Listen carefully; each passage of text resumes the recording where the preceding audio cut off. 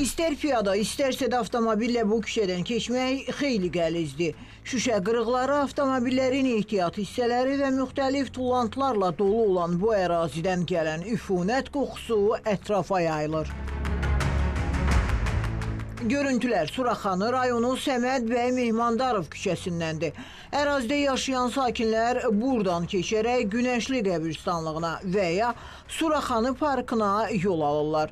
Yaşayış masivindən xeyli uzaq olan bu küçənin giriş hissəsində avtoservislər fəaliyyət göstərir. Küçədə isə məişət tullantılarının atılması üçün bir ədəd belə konteynerə rast gəlmədik. Sakinlər iddia edirlər ki, ətrafda fəaliyyət göstərən avtoservislər tullantıları konteyner olmadığından məhz bura atırlar.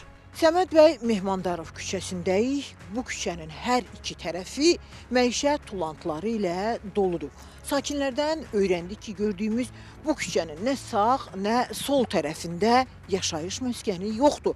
Amma burada fəaliyyət göstərən təmir sexləri və digər iaşə obyektləri, tullantıları ilin bütün fəslində məhz bu küçəyə atır.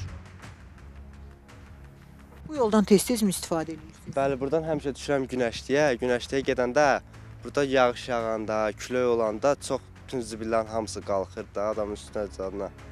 Burada ətrafda yaşayış evləri görmürük. Əslində bu qalaq-qalaq tullantılar hardan gəlir, hardan yığılır?